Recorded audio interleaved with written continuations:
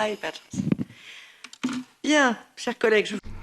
Right then, dear colleagues, what I suggest is that we restart with point 5 on our agenda. We're looking here at the review of the preparatory action on defence research and the European Defence Industrial Development Programme. It's the precursors of the European Defence Fund. And so with this in mind, a study has been commissioned by our committee, and it will be presented by two of its authors. We will have Dr. Edouard Simon, the research director at the French Institute for International Affairs, and Mr. Frédéric Moreau, who is a lawyer at the Brussels Bar and is an associate researcher at the IRIS in Paris. You have received the study via email, and the following questions were put to them. What can we learn from the experience that we chalked up in the two precursor activities in terms of implementing the fund? Another question is, how can the EDF contribute to the different objectives, and how can it ensure a certain degree of balance? And last but not least, how can we implement the European Defence Fund in a manner which is joined up with the Union's other defence priorities and programmes? So without further ado, I will give the floor to Mr. Edouard Simon for 5 minutes, please. Merci, Madame la Présidente. Thank you very much, Chair. Dear MEPs, I would first of all like to thank you for having invited me to give you an oral presentation of this study that you commissioned, and the study is about to be published. It is a great honour for us to be able to share the fruits of 4 months of labour. The creation of the European Defence Fund is something that we often forget the historic characteristics of. For the first time, the European Union is going to finance defence research, and even though the budget has been almost halved compared to the initial ambitions, the Union has created an instrument which has the potential to reinforce the competitiveness of the European defence technological industrial base, and in this way contribute to setting up new European military capacities. We need to make sure that the fund is implemented in an appropriate way, and we are facing a big challenge here. What we want to do is we want to evaluate the success of the implementation of the fund, and to do this I'm going to first of all give you a brief overview of the main lessons that we can learn from the two precursors of the fund, the Preparatory Action in Defence Research, the PADR, which looks at research and technology and was implemented between 2017 and 2020, and we have the European Defence Industrial Development Programme, the EDIDP, which looks at research and development and was implemented between 2019 and the present and this year. Then Frédéric Moreau will present our conclusions on the European Defence Fund. The EDIP and the PADR are very recent initiatives, and the projects that they will finance will only come to fruition in the next few years. But we can already draw a couple of lessons. First of all, we entered into some 70 interviews with industrial leaders across the board, and we can see that the two programs have both been a great success. And we looked at asking the participants whether they thought this was the case or not. There have been two big virtues that have come out of this. The first of all is allowed the participants to become familiar with the specific needs of defence research, which are by and large taken on board by the fund.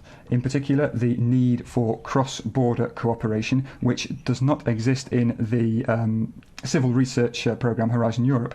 The second is that it has led the participants to broaden their partnership network above and beyond their traditional network. Of course, there are some limitations here because there was a big time pressure here, and that meant that there wasn't contact upstream between the different defence actors taking part.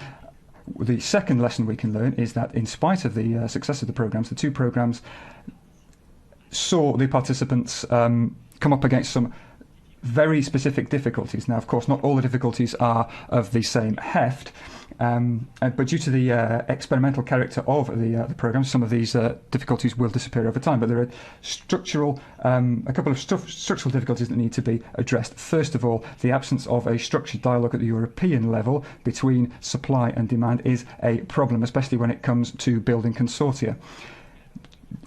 There's an absence of such dialogue at the European level, and therefore it's at the national level that the organisation takes place, and that meant it was more difficult for the smaller players to get on board. Secondly, there is real uncertainty in terms of how we can harness the results of projects financed by the PADR and the EDIDP. Of course, this is due to the limited perimeter of these programmes and the lack of holistic planning for military programs, and this is important because the two programs could actually destabilize the industrial and national research setup. So really what we're looking at here with the fund is we're actually looking at trying to open up the national value chains to SMEs without breaking these chains. So we need to make sure that we have a defence and industrial research network which is robust, and that doesn't seem to be something that we are trying to hone in on at present. So in conclusion, in spite of the difficulties which are real and need to be addressed as part of the EDF, the PADR and the EDIDP have been successful, and that of course bodes well for the launching of the fund that will now be presented by Frédéric Moreau. Thank you very much. And Frédéric Moreau. Yes, honorable parliamentarians, ladies and gentlemen, Madam Chair, I'd like to group my thoughts around three clusters of comments. The first concerns the objective of the fund. In fact, there's more than one, the objectives, I should say. And when it comes to the second point, that's the obstacles, and there's even more of them than there are objectives. And then I'll go into the recommendations. But first and foremost, I'd like to tell you that the European Defence Fund has been regarded as a game changer, and we do believe that it could actually end up being one. But success or failure is basically going to depend on how it is implemented. Like war, defense research is first and foremost a matter of execution. Let's start by the objectives. There's four of them: the legal objective, the political objective, the economic objective, and the military objective. The legal objective is the one flowing from the regulation that establishes the fund. And you know that the bottom line is competitiveness. That's necessarily the case, since it's Article 173 of the Treaty on the Functioning of the European Union that is the legal basis of this fund, i.e. the competitiveness of European industry. So that's an objective that's at the very heart of the fund. But let's be careful here, not mix up competitiveness and competition. Competition, by which I mean tendering and competitive tenders, is not the only way to achieve competitiveness. And it's certainly not the best way to defragment the defense industry. In 1993, when the U.S. government wanted to defragment its own defense industry, it started by urging its largest companies to merge to reach the critical size during a famous dinner known as the Last Supper. As to civilian research, the phenomenal success of the tech giants has led to crushing competitors and establishing huge monopolies. So we have to be careful here, not to be dogmatic and find the right level. Second objective, the political objectives. One is strategic autonomy as regards defense industry, and the second is cross-border cooperation between European corporations and SMEs in particular. The third objective is the economic objective. Defense research. The fund is first and foremost a research fund. That might seem to go without saying, but it's not that clear, because many believe that the fund is going to be meant to acquire capabilities, which is only half true. So it's a matter, first and foremost, of inciting the member states to do that. And moreover, it might have been better called the European Defense Research Fund. So it's a matter of realizing that we're talking about the very long run here. Just to give you an example of how long things can take, the F-35 fighter plane, the U.S. plane, which was declared operational in 2018, was launched in 1994, i.e. 24 years earlier. So we have to be realistic. There's procedures here. We've got direct awards in this regulation, but it would be a shame not to use it, but we have to think long term. And then last but not least, the last objective is the military objective. And you don't do defense research for the sake of it, nor to just boost SMEs, but to develop military capabilities. And that's why it's the operational needs as expressed by European European military community. And it's not just the member states, it's those who at the helm of the EU and in particular of the European Defence Agency have the difficult task of planning European defence, because we're talking about European money, and that's why, of course, you as Parliament are warranted in keeping tabs on this, just as the Court of Auditors is. So secondly, moving on to the obstacles, where I see a real problem is a conflict of objectives. For example, it's a matter of reconciling competition with cooperation. If it's a matter of just going the easy route, it's the big four, Germany, France, Spain, and Italy, who will carry the day. And that's why we have these requirements in terms of cooperation, as Edouard said, are part of the Civilian Horizon Europe program. But if we put too much emphasis on cooperation, we're going to lose sight of the objective of strategic autonomy, because at the end of the day, we want capabilities, and we can't spread the money too far, too wide. So this triangle of incompatibility between competitiveness, strategic autonomy, and cooperation. And it's a matter of finding the right path. And we should see to it that we don't obscene our slogan, best value for money, ending up in meaning less value for money. The second obstacle is due to the shortcomings of European defense planning. I'm not going to go into this. I already submitted a report to Parliament on this in 2019. But without European defense planning, the fund will be a headless chicken, or rather one with 27 heads plus that of the Commission. And all that we're going to do is see the money go nowhere. And we can't scatter the money thin and wide. Trying to turn this into a Horizon Europe of defense would just spell waste. Thirdly, the problem is the size of the budget, 1.1 billion euros a year. Starting from scratch, sure, sounds humongous, but it's not much globally. Look at Russia. It's got a GDP equivalent to that of Spain, and it devotes some 7 to 9 billion euros per year in defense research. China, between 18 and 20 billion. As to the United States, in 2020, they spent some 96 billion euros per year. So we are talking extra small here, really, in terms of what we're actually aiming at. Fourth obstacle, the absence of a multi-annual approach and the risks of red tape. The fact that the work program of the fund isn't multi-annual is a major obstacle, because how are you supposed to put together these kind of defense research programs if every year you got to reshuffle the cards?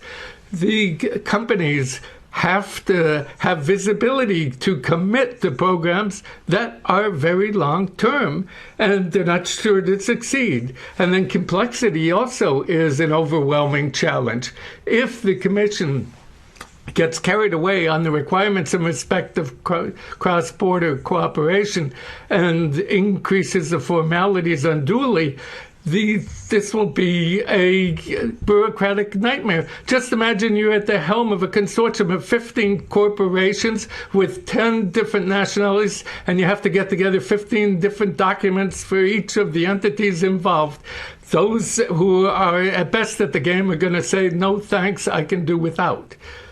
And lastly, the last obstacle is the difficulty of the member states, not to say the incapacity of some of them, to think European. And as European, if they go into a transactional approach saying, how much am I paying in, how much am I getting out? And plus, if their finance ministries are going to subtract from the national programs the money that's coming from the EU, I can tell you the fund's going nowhere. But Europe, I mean, you talk about innovation. Just to give you one example, the co-inventor of the first microprocessor in the world, the Intel 404, which is what made Silicon Valley, was Federico Fagin, an Italian from the Venice region. But Europe is not a land of opportunities, unfortunately. If it wants to become that, it needs to play as a team. Now, this is what's leading me on to my third cluster of comments, recommendations.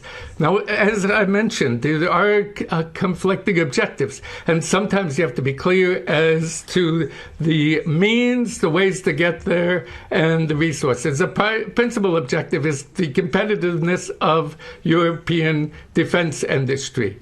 And the way to get that cooperation on a cross-border basis and strategic autonomy.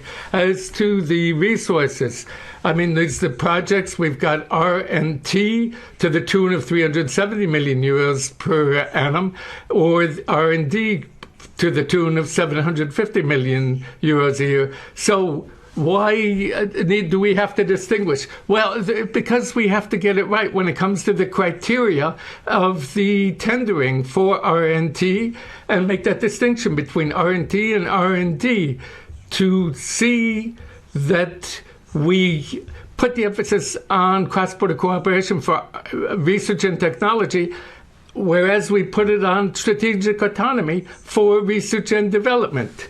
So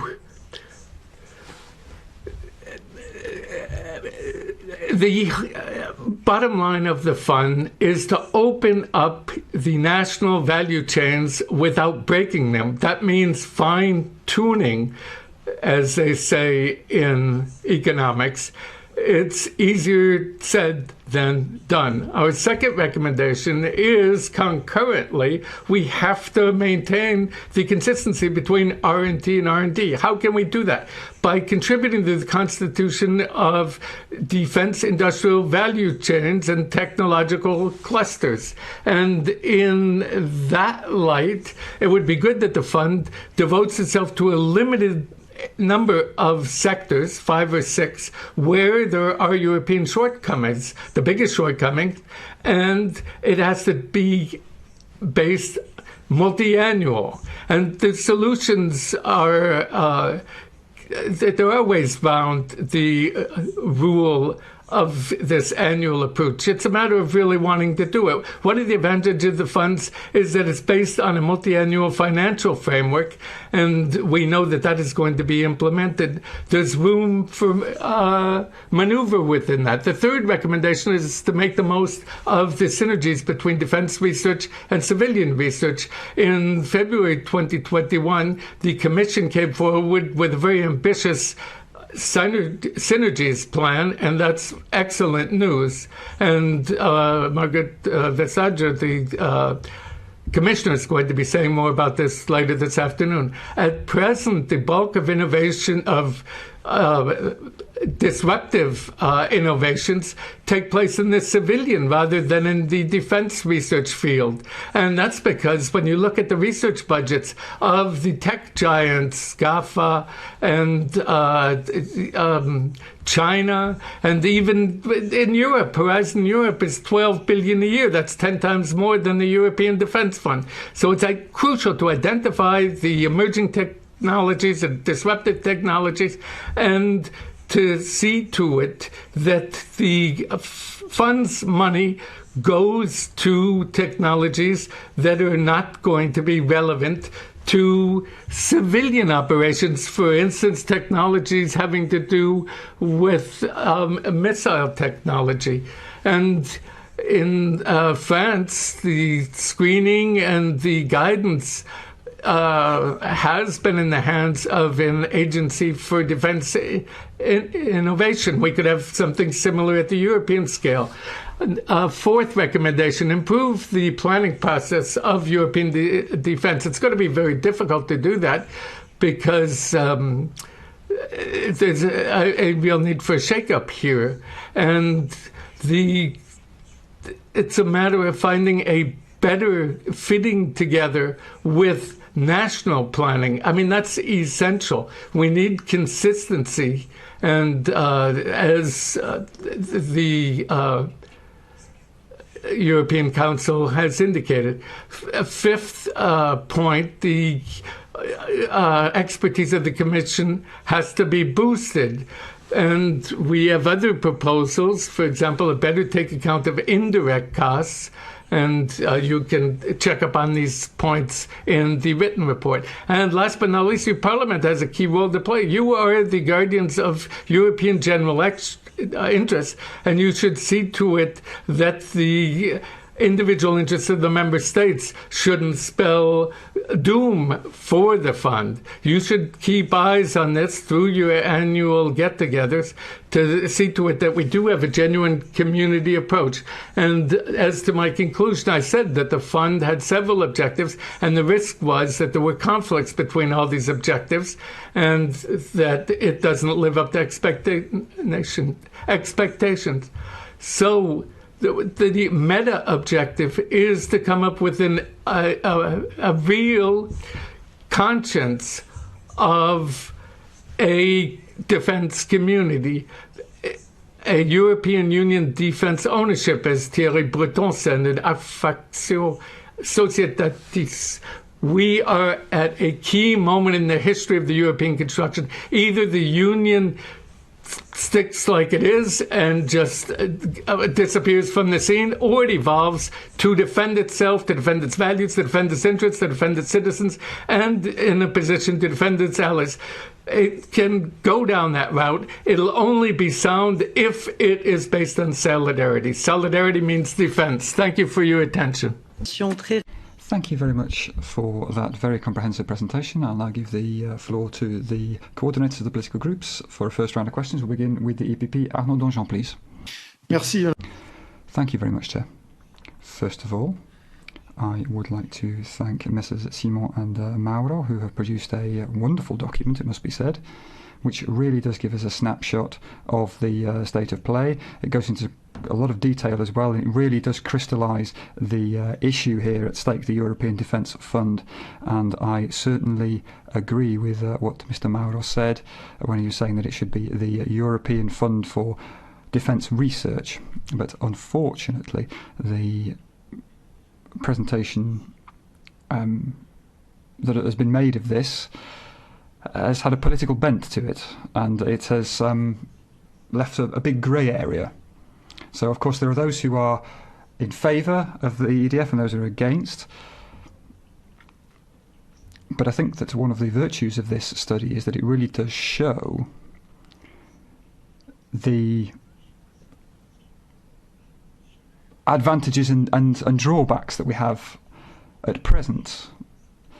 And this is not necessarily a revolutionary principle, even though it would be a big step forward. So I regret that this is unavoidable politically, of course, but I regret the fact that we got off to a bad start here in the debate, because there are those who are saying that this fund is going to completely turn everything upside down. It's going to be a real game changer and make Europe a military power. And there are those who are against this fund because they see a militarization of Europe. And yet we're talking about a relatively modest program here when it comes to research, which of course will look at building capacity over the next few years, over the next few decades in fact. So we need to make sure that we're clear about what we're talking about here, and that's one of the virtues of this study. It really does ground the debate, and I agree with everything that the speakers have said, in particular what was said about the barriers, the limitations that we're running up against, and I think we need to be very cautious here. Of course, we need to bear in mind what the fund aims to do.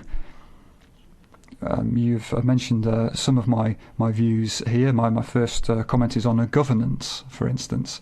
Now, of course, when I talk about governance, I see that as a very important aspect. The fact that it's multi-annual here, there's a bureaucratic aspect, a budget aspect as well, and then there's also how you select the different projects. And governance here seeks to bring together the member states, the different industries, and we have to be careful here to make sure that this doesn't end up being a dead end. If the procedure is too complex, then there is a risk here, and the risk is that we will lose the industry side of things. And the second thing I wanted to say about the limitations, I'm not going to talk about budget. We've already talked about this. Is the glass half full, half empty? Depends how you look at it. But above and beyond that, one of the problems that I see is the link up with defence planning. Now, we've pretty much got all of the instruments in place. The potential is there, and we need to try and maximise the potential of this fund. You can see from the studies exactly where the shortcomings are, and I think we need to look at shoring up these shortcomings and making progress on that. And my fear is that there's still going to be some aspects that slip through the net, because we need to look at the needs, be they at national or European level, and then we need to look at the financing methods and the projects that will be chosen. So I hope that there will be an optimal link up here. Of course, we need to have strong criteria here for selecting the projects, and therefore we need to only choose a few projects. We can't choose too many. But my fear here is that if we try and make it more consensual and try and broaden it too much, then we're not necessarily going to harness the full potential. I think that you have made some very wise recommendations. I can certainly get behind all of them, and you can see in the written report that you really have dived into the details here of the EDF. And of course, there are those in favour of it, those against. But above and beyond that, I think you've really given us some key information here to really flesh out this instrument. Thank you very much for Renew Europe. Pastor Astrovicius, please. Thank you, Chair, and I do thank you, the speakers, who made a very good presentation on the findings of this study. And starting from the very start, the first speaker mentioned that there is a lack of dialogue between supply and demand. So that's why it's difficult to establish a real kind of balance and to encourage this supply and demand sides to move things forward. And this is a very powerful process. Once supply and demand meet each other. Would you be more specific on your proposals, what should be done in this regard to balance this in a much better way? My second question is on EDF co-financing mechanism. Well, there are different schemes and portions for co-financing of different stages of R&T and R&D. Is that well-based? I mean, to what extent it constitutes the efficient process of support? As you rightly said, well, Russia, China, I mean, come with much more of finances for research and development, which is indeed a very, very expensive process. And finally, research and development, it's quite a time-consuming process. Sometimes those results come really after a good period of time. Well, this program is based on 7 years program, multi-annual of European Union. Is that enough, I mean, to see a good management, time-wise, of research and development in such a demanding, expensive field as research and development in defense area? And what would be the proposals in this regard if it does not go well in that way? And finally, excuse me, my point would be, in your study, your conclusions, there is a mentioning that I read, I quote, the effectiveness of defense research, especially R&D, largely depends on its link with defense planning and ability of that planning to anticipate future threats. So my point is on between PESCO and EDF, because some PESCO projects are not, EDF priorities not really incorporated into PESCO. I understand that PESCO is something which is about our priorities. Why is that, and what could be done in order to clarify the situation as well? Thank you. Pour les Verts, Markéta Gregorova. For the Greens, Markéta Gregorova, please. Thank you very much, and thank you very much for your presentations. For our group, a key question is how effective and efficient will PADR and EDIDP be? We would have to establish criteria against which we would measure success here. Firstly, will this use of EU budget money lead to usable military capabilities which the member states will procure? And even more importantly, are these new capabilities really filling capability gaps for CSDP operations which are, after decades, still not filled? My second question is touching upon information we have from the NGOs. They have criticized that most of the 2 funds was given to a small group of companies, in particular Thales. The CEOs of these companies have been part of the group of personalities advising the Commission on the setup of both funds. So do you think that was appropriate, or should there be more transparency and conflicts of interest avoided? And last but not least, I have one very specific issue to cover regarding PIDR.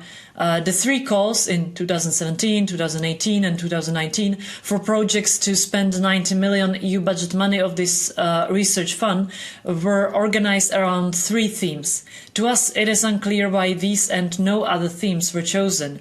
Do these themes make sense in your view? Thank you for answering these questions. Merci pour de... Thank you very much. For the left, Özlem Demirel, please. Dankeschön, Frau Vorsitzende. Auch ich danke. Thank you very much, Chair, and thank you very much for the presentations. And I must say, I have to admit, that I've noticed that our study, the study that we asked to be done by Professor Shalescano, was mentioned, but the sound keeps on cutting and going very quiet.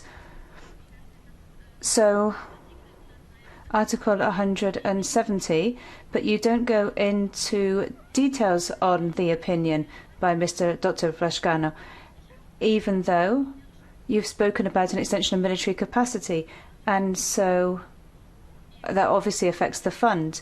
And that's written in the Lisbon Treaty as well, the way in which the European Parliament, the European Union works. So that needs to be underlined. And also the armaments industry, that has political implications.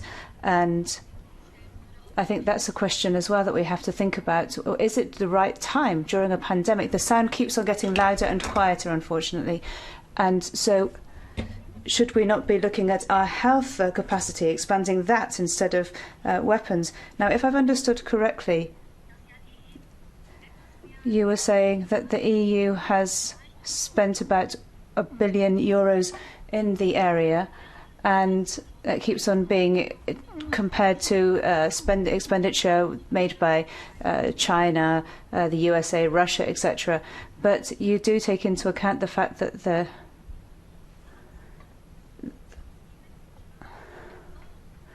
the EU also needs to take part in the costs of the projects for research, etc. So we're not just talking about €1 billion per year, but several billions at least. Could you give us some information on that? And finally, you underline in your study the subject of ethics and bringing up the funds,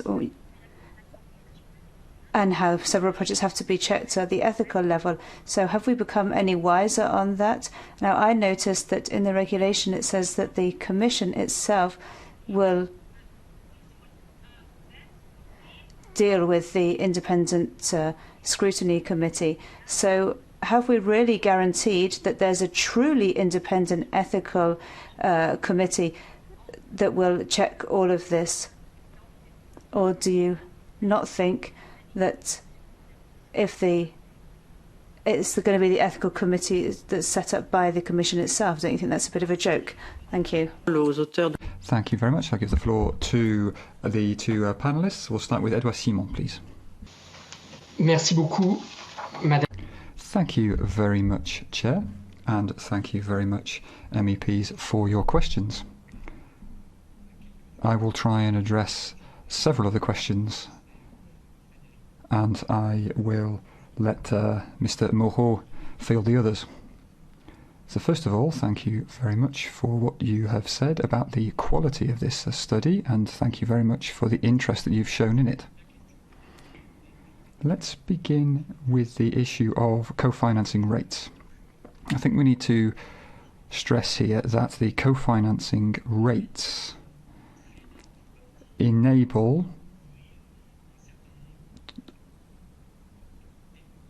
a certain number of expenses to be covered, and especially when it comes to development activities here, the closer you are to the market,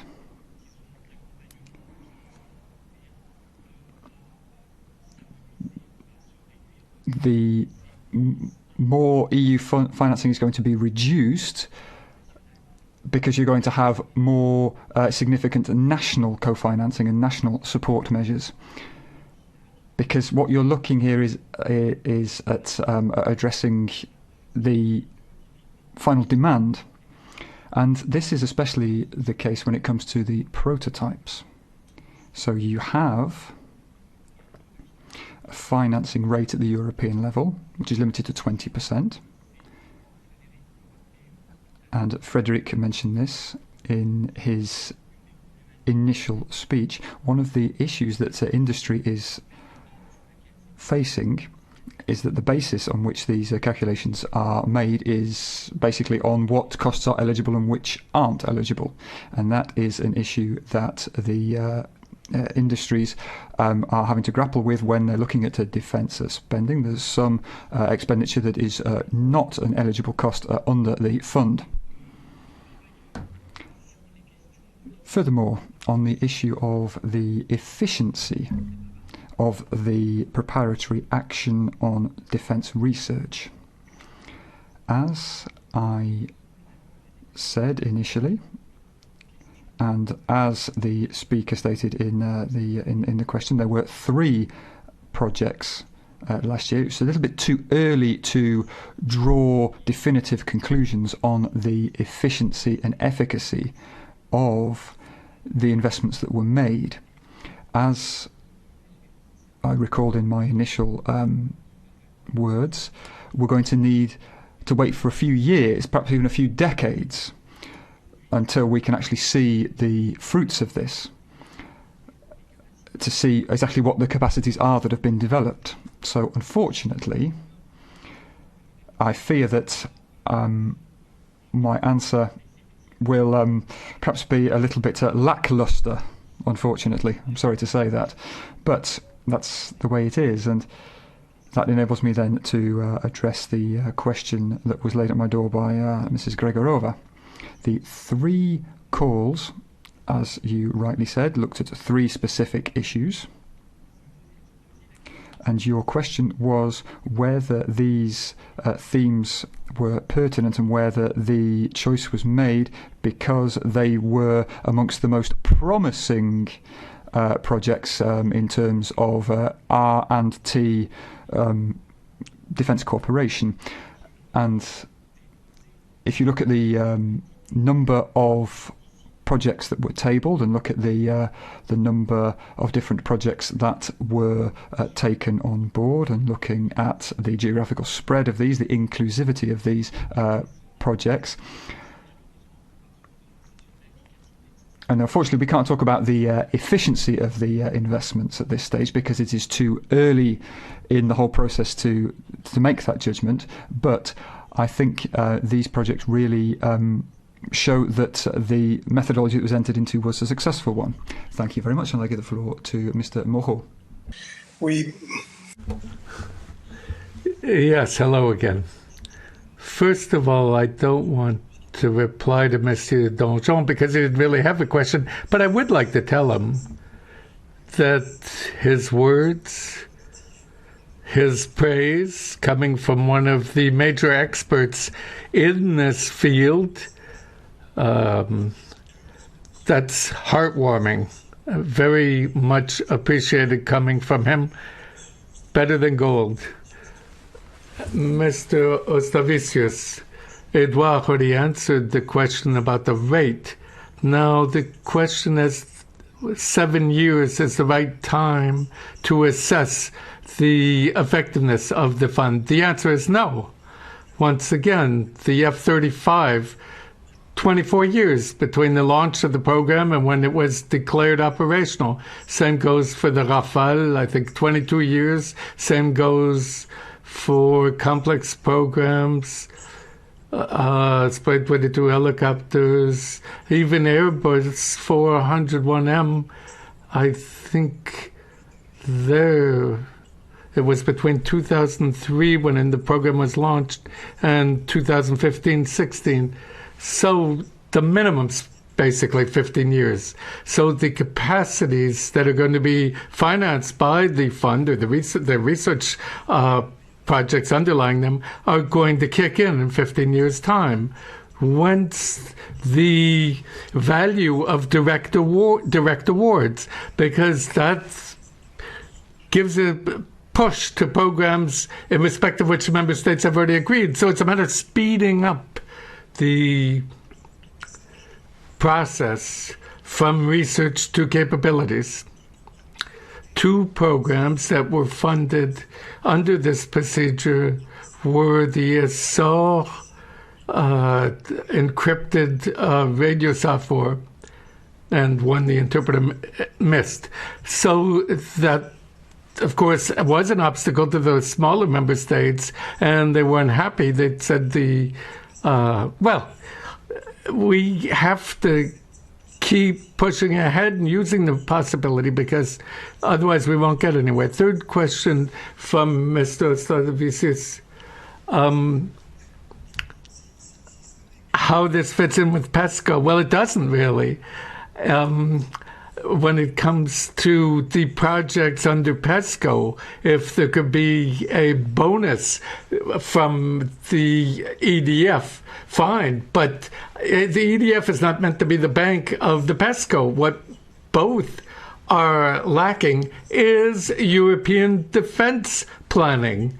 And that's where PESCO is meant to speed things up. We've got 2 branches, the capacities, that should be PESCO, which unfortunately isn't up to the job because there's a lot of projects in PESCO, but very few that are really having a structural effect on capabilities. And then there's EDF. There's got to be an annual dialogue between the programs of these two instruments.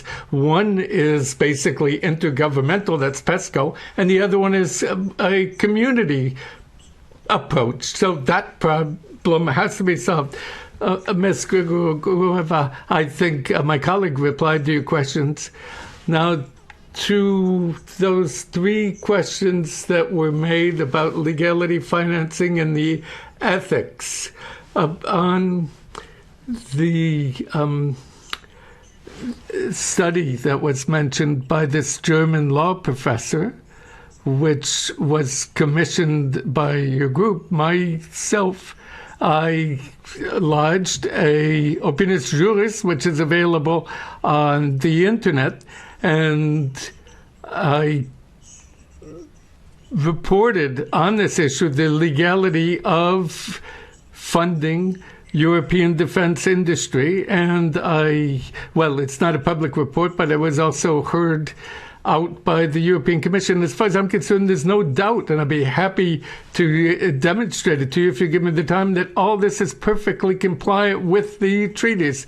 Not the slightest doubt. It's not Article 41. It's Article 173.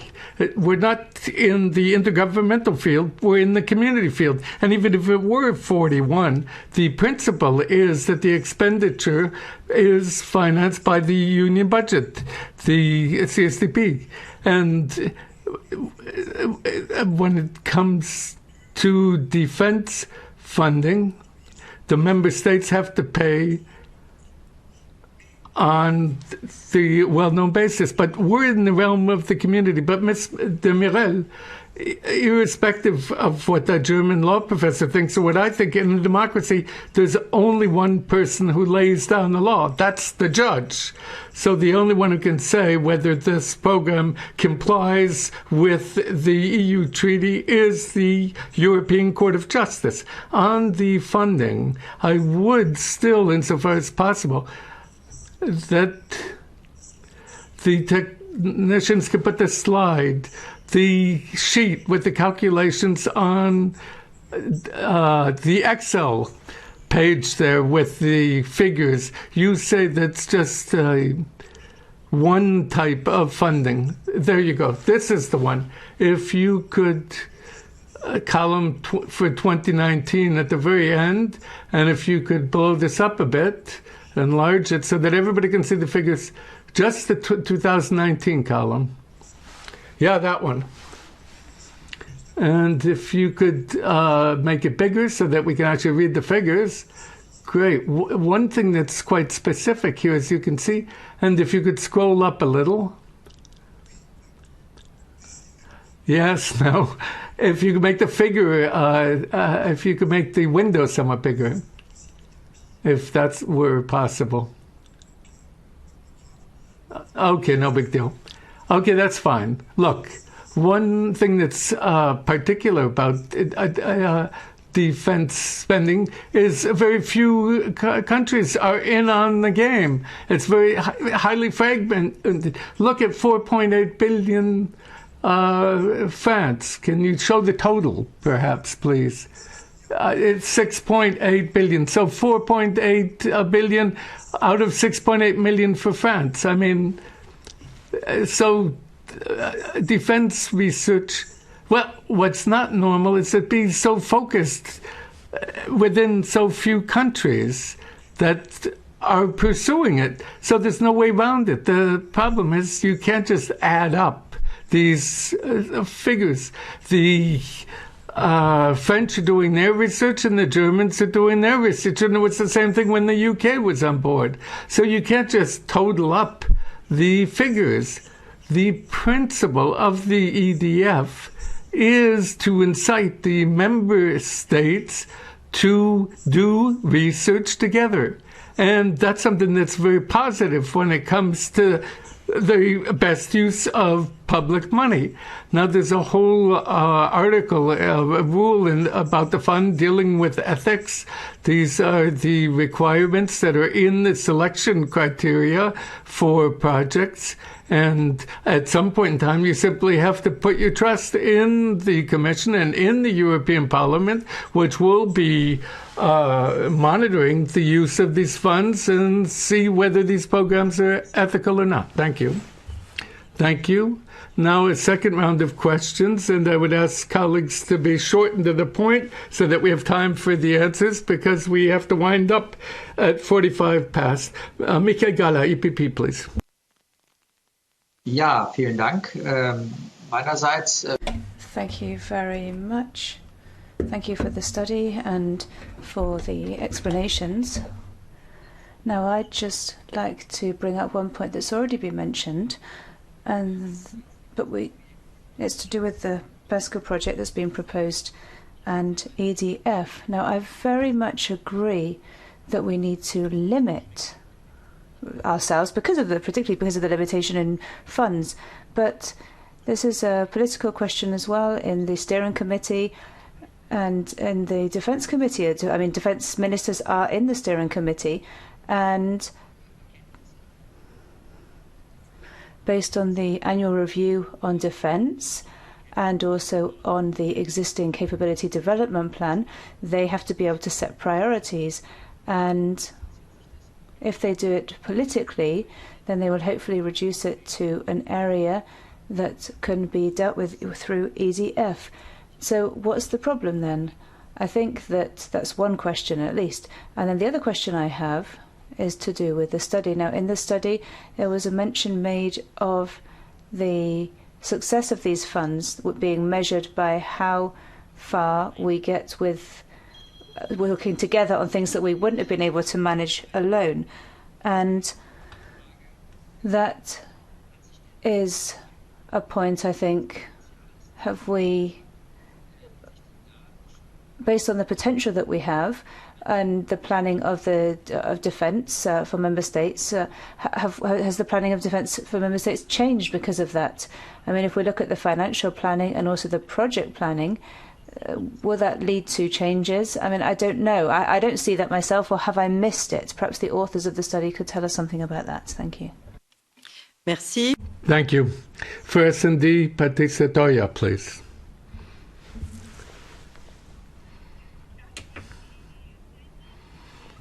Thank you. Yes, I'd like to revert to those questions about ethics. I think that was dealt with a little offhandedly. So I know that this hasn't part of the study, but your competence, your knowledge of the preparatory actions is too precious for you not to be able to comment on this. So 2 points, really.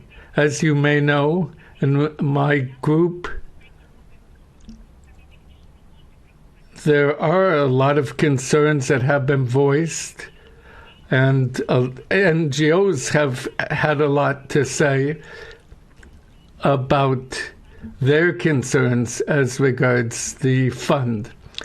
So it's quite similar to artificial intelligence as well, where there's all these considerations that shouldn't be sidelined.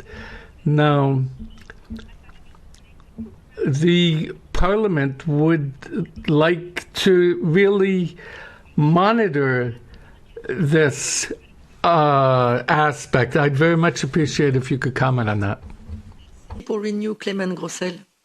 Clément Grossel for Renew, please. Thank you, Madam Chair. I'm quite supportive of these projects, but I must say that at the same time I'm quite disappointed because of them. Look, the projects which are now listed in this are numerous, and I will just send an example why they are destined to fail. If you have a maritime surveillance project and you have a country which participates and has something like 300 square kilometers of sea, then the question is this country really needs this kind of project? I think we have on one side very clear threats, like we have an issue of energy weapons, which are the reality. The European Union needs to have a strategic reconnaissance systems like unmanned one, which are still lacking.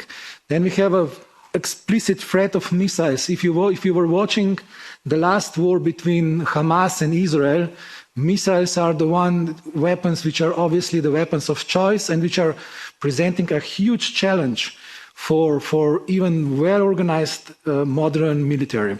So I would expect from these projects to have, since we don't have, and we will still, for quite a long of time, for quite a foreseeable future, we will not have a European defense planning, but I think that on the general level, at this strategic level, we could find the common ground to develop this kind of system which singular individual member states will never develop. And I think that this is way forward. If you are splitting this amount of money, which is limited, 7 billion in this case, it's not a lot of money. If you know what the cost of the modern systems are, if you look what China, Russia, or United States are spending on the development, the research and development of modern equipment and modern systems, it's actually, frankly speaking, peanuts. So I think that we need to have a clear vision and we need to have a decision which systems can be developed in the frame of the European Union in a way that they will unite the needs and capabilities of all the European Union's member states. Thank you. Merci. Thank you. Hannah Neumann for the Greens, please. I'd like to thank the speakers for their very comprehensive assessment of the two programs. So my question will focus on one aspect that has so far not been touched upon, and that is the export of the goods, the arms and military equipment that will actually result from this program. I think it's quite obvious that if the EU provides funding for research and development, it also wants to have a say in export of the resulting products to non-associated third countries. The European Parliament reaffirmed this position in the last arms export report, where it clearly stated that if military equipment is co-funded with EU money, the EU should also have a say over the control of the resulting project. So here are two questions. The first one, how is such export control of the EU handled or will be handled with regards to EDIDP and PADRE-funded projects?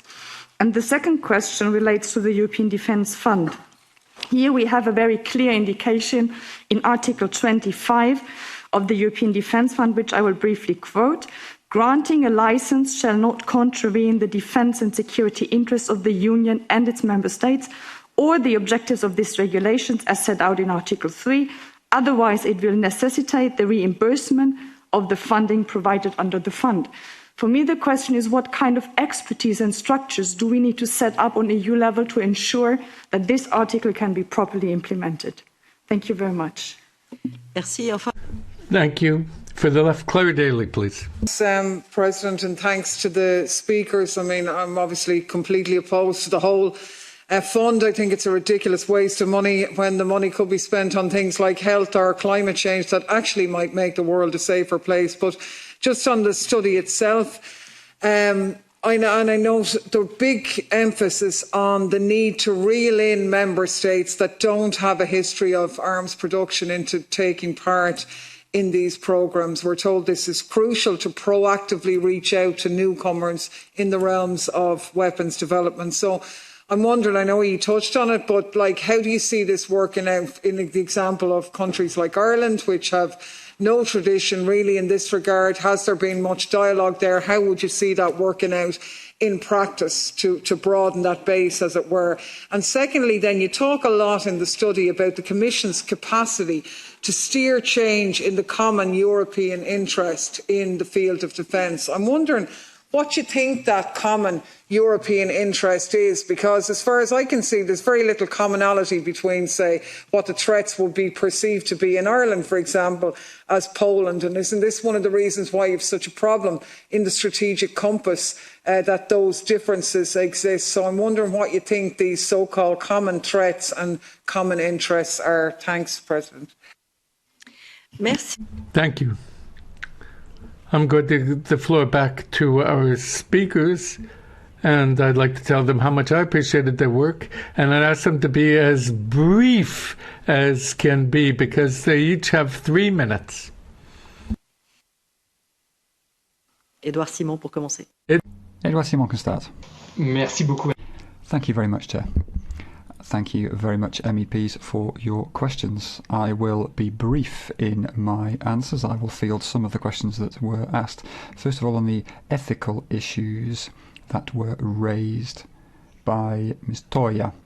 Article 7 is pretty clear on the existing conditions. There needs to be a priori checks on all projects that are going to be financed. And of course that covers AI, and there's a certain number of limitations that have been put in place there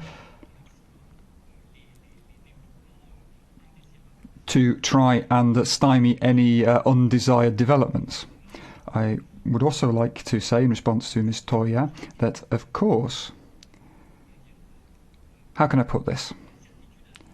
We will never be 100% certain of the upshot of research and innovation because uncertainty is part and parcel of any innovative process. But the European Union and its member states, we are the only ones who are really seriously addressing these issues, and we have set in place this type of structure that we have in Article 7 here, and I think that is good for the fund and for the European Union in general.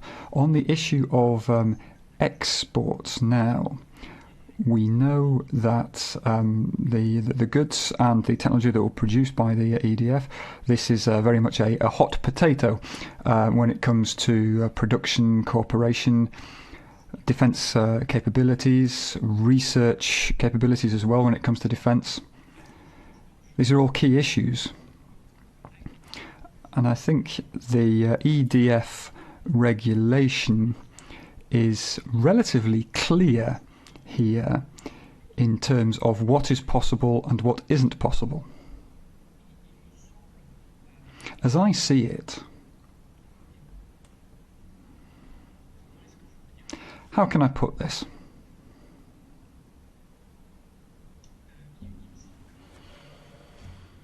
As I see it, from an EU point of view and from the Parliament's point of view, we can't confuse execution, which of course is the prerogative of the European Commission, and control, which is the prerogative of the Parliament.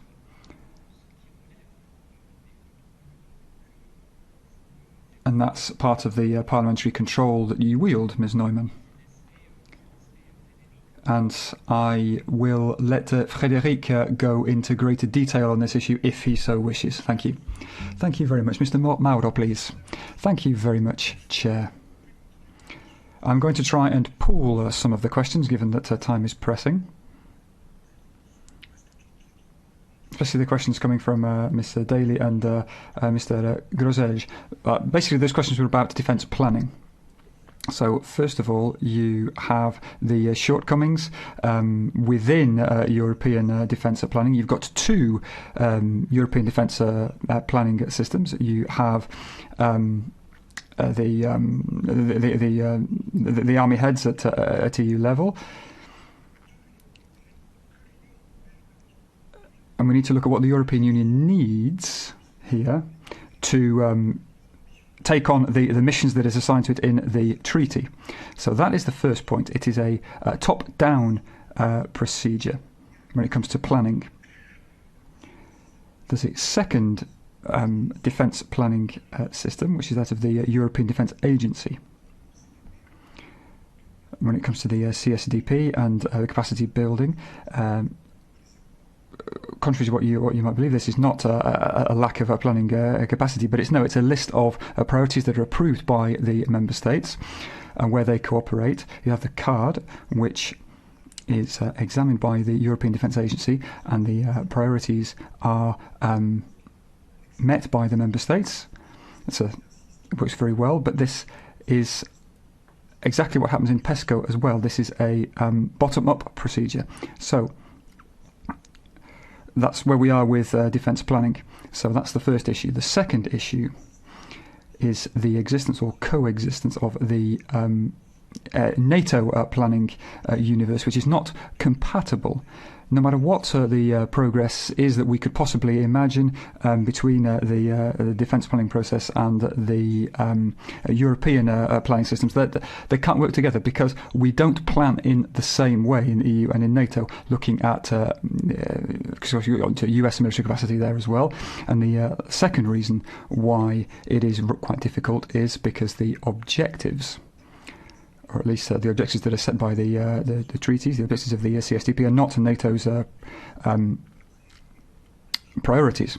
So the planning doesn't happen in the same fashion. And then the additional problem is that the member states, especially the larger member states, are very jealous of their own defence planning systems and methods. And other defence planning methods, well, they're not too keen on that. So how can we bring all of these different aspects together? It can be extremely difficult. Because you're looking here at an intergovernmental setup, so there's no natural convergence between the different planning systems. That is something we need to bear in mind. The threats perceived by NATO are not the same as the threats perceived by Poland and Portugal, for instance. So we need to agree on a decision-making process which enables us to have a common denominator, and the member states will agree to do something together. So we need to strike an agreement. At the minute, all kinds of different methods are used. Look at military mobility, for instance. That is a PESCO project, which actually goes above and beyond that. So, if you can conclude, please. Okay, thank you. I will stop there, Chair, because I don't want to break the rules. Thank you. Okay, we will be able to engage further in the debates, and I would like to invite you all to read the report if you haven't already done so. So we need to make sure that we don't confuse competitivity and competition. We've talked about the importance of synergy, and that means that I can segue into the next point of our agenda. It's a great honour for me to welcome the Executive Vice President of the European Commission, Margrethe Vestager, to our SEDE subcommittee. We will have an exchange of views on the Commission's action plan seeking to facilitate synergies between civil, defence and space industries. There is a consensus within the Council, the Commission and the Parliament on the need to strengthen the European defence market. A European defence industrial development programme will enable us to plug the fragmentation gaps in the single market. We've already talked about this, reducing the barriers to growth, and ensuring the European Union's strategic autonomy with the European Defence Fund. For the first time at EU level, we have an instrument which will contribute to defence research, and that's something that we really need, as we've been discussing. The budget has been reduced compared to the initial ambitions. The EDF, it will not be sufficient to provide optimum financing for defence research, but also looking at space and other aspects too. With its action plan, the Commission is seeking to hone in on synergies between space, civil and defence activities, especially when it comes to defence and innovation. Strengthening innovation, looking at the existing framework, and from the outset the EDF was multi-purpose, and that's something that we very much welcome. This is a very promising step forward for critical technologies such as European technologies used for drones. Financing can harness new possibilities, even though they're very specific in nature. This shows the scope and the pertinence of strategic autonomy for Europe at a time where we are well aware that our competitors elsewhere might not be too kind towards us. If you look at how we manage space, this is a very significant. We have the satellite communication system, which is secure, and I could cite many other examples on all of these issues. We want to hear from you, dear Vice President. We'd like to know how you are implementing the action plan that you have presented. So I'll give you the floor for 15 minutes without further ado. Please go ahead.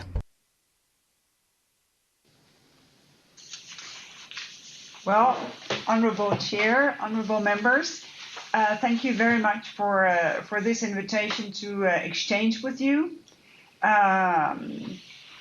I really appreciate your interest on the action plan on synergies between civil defence and space industries. And also, this is my first opportunity to talk with you, so I've been looking very much forward. I understand that your previous point was a study you commissioned on the implementation on the Precursor programs to the European Defence Fund. I noted the generally positive assessment by applicants of both programs. And this is a good sign for the European Defence Fund. I think it's a good sign that what we are now preparing to put in motion will be good, following, of course, the agreement with the co-legislators. I also noted the positive reference to the action plan that we will discuss today. The study identified more than half of the 11 actions that they are significant. And I quote from page 59, it is too soon to tell whether this action plan will become a game changer, but its very existence and the direction to which it is heading are extremely positive elements for the success of the European Defence Fund.